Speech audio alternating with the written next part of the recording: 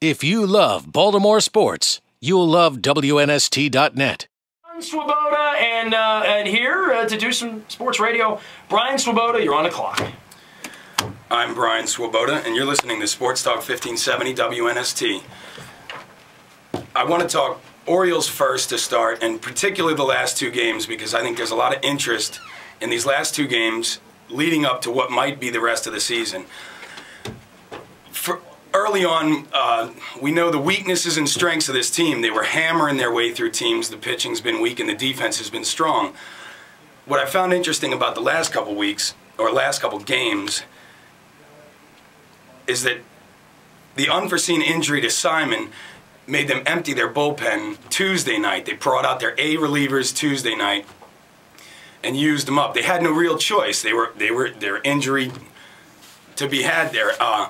With Hendrickson starting last night, what you saw was a middle reliever used as a starter. What did he do? He pitched 3 2/3. And then the B relievers come in, which are Albers and Bass. They get crushed. Lees, I saw interesting comments. I heard an interesting comment by Tremblay after the game. He said he didn't want to hurt Hendrickson, leaving him in and letting him take a bunch of runs, give up a bunch of runs, ruin his confidence. They just brought Lees back up from the minors due to injuries, and they put him in a position where he's got bases loaded, and this guy can't throw a strike.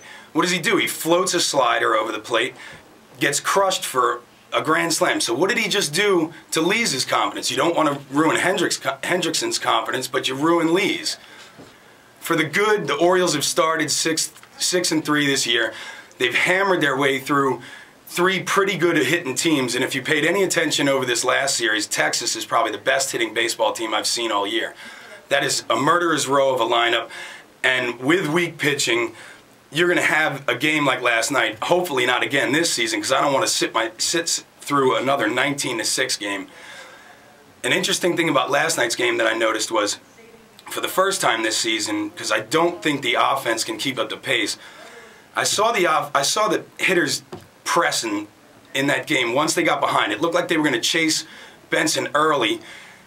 They had him in trouble in the second inning. It looked like he was struggling. That's perfect for them. And they couldn't get the job done. Nick Markakis swings it possibly ball 4 with the bases loaded. It was a un-Nick Markakis-like swing, and I think he knew it. But for the rest of that game, once they got in a hole, they weren't taking patient at-bats. They looked like they felt the pressure of needing to succeed and outscore your opponent. I understand you have to outscore your opponent to win in baseball, but you don't want to have to outscore your opponent 10-9. I think that pressure is probably going to play itself out through the season. Thank goodness the Orioles have a day off today. Hopefully everybody can take a deep breath. You have Guthrie going Friday night against another good hitting ball club, the Boston Red Sox. But at least if you start with Guthrie, if he can get deep enough in the game, let the bullpen rest a little bit. Because the problem with last night's game was you couldn't go to any of your good relievers because you used them up the night before. So this should be a good breather for the team. Get a fresh start, go to Boston, feed off a little bit of that Beantown energy, and see if they can do anything there. One comment I wanted to address was Jim Hunter after the game. Jim Hunter comes out and says, it doesn't matter if you lose 19-6 or you lose 2-1. I couldn't disagree with that comment more, because knowing the weakness of the pitching staff for this team, you have to keep these guys fresh as long as you can. We're wearing our pitching staff out after 3 series into the season, and playing a good Boston team with good pitching and good hitting, it does not bode well for the long run for this team. However, I do like to take a positive attitude towards the Orioles and the future of this organization.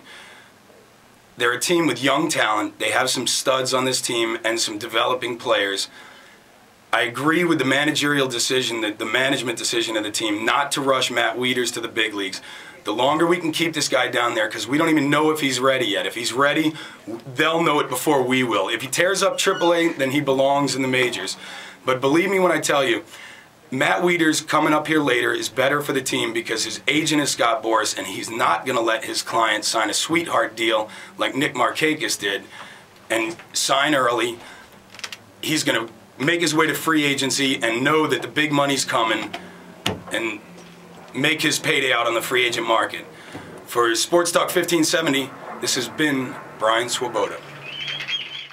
If you love Baltimore sports, you'll love WNST.net.